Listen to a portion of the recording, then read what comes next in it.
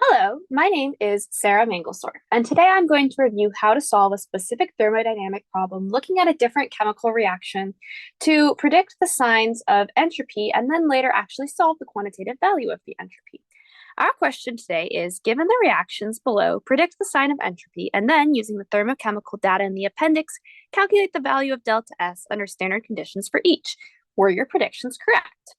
So just to review, we should remember that entropy is denoted by S, and we're measuring the change in entropy, which is the change in disorder in a system, which will be given by delta S, and the units are joules per mole times Kelvin. First thing we're going to do is we're going to balance our chemical equations. Then, using this balanced chemical equations, we're going to make predictions based on the ratio of products to reactants in each molar products to reactants in each equation. And then we're going to use the values in the appendix of the textbook to find the quantitative value of the overall entropy of each equation. So let's go ahead and get started. We'll start with equation A. We can see in equation A that we have two carbons in the reactants and two carbons in the products. And we see we have 6 hydrogen in the reactants and 6 hydrogen in the products. So this is, in fact, a balanced chemical equation. And when we move to look at the second equation that we have, we see that we have an imbalance of hydrogen. So this is going to be a bit trickier. So first, let's start off by seeing that we have 4 hydrogen in the reactants and 2 in the products. So let's go ahead and put a 2 in front of this water vapor here. This, of course, offsets the value of oxygens that we have. And so to fix that, let's try and put a 2 in front of the methane. Doing so changes the number of carbons that we have in the reactant. So let's go ahead and change that in the products and put a 2 in front of the carbon dioxide.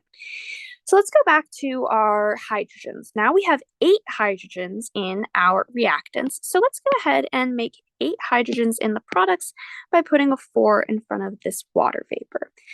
Now we have 8 oxygens in the products. So to put 8 oxygens in the reactants, let's put a 3 right there, and voila, we have a balanced chemical equation. Now we can go ahead and make our predictions. So to make our predictions, we need to look at the moles in products and the moles in the reactants. For our first equation, we have 1 mole of product for every 2 moles of reactants. 2, of course, is greater than 1. And this means we're going from a system with a lot of disorder to less disorder. So this means that our change in entropy is, in fact, going to be negative. And I'm going to go ahead and circle that value so it's obvious that it's a negative sign. And we'll do the same thing for the second equation. 2 plus 4 is 6, so we have 6 moles in the products, and 2 plus 3 is 5, so 5 moles in the reactants. 6 is greater than 5, so we're going from a system of less entropy to a system of more entropy. So this is going to be a positive change in entropy. Go ahead and circle that value as well. And now we are ready to go ahead and find the quantitative values.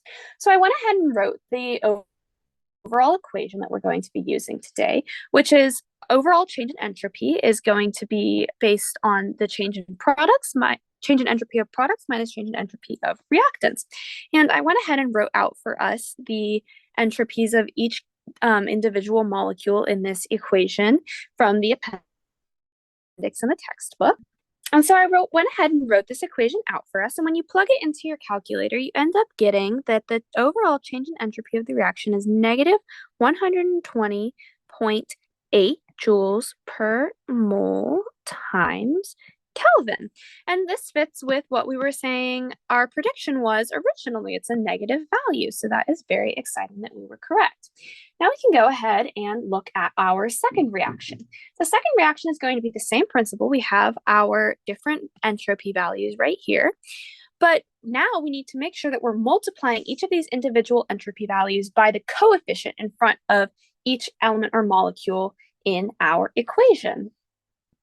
So I went ahead and wrote this equation out for us again. And when you plug it into your calculator, you get 87.4 joules per mole times Kelvin. And this is a positive value. So this fits in with what our original prediction was.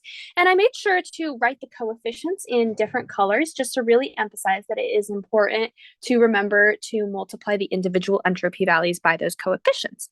So just to give a quick overview of everything that we did today, first, we balanced our chemical reactions, which was really important because then we had to compare the mole ratio of products to reactants to determine our predictions. And remember that if you're going from a system with more moles to less moles, this is going to be a negative change in entropy. And if you're going from a system with less moles to more moles, this will be a positive change in entropy.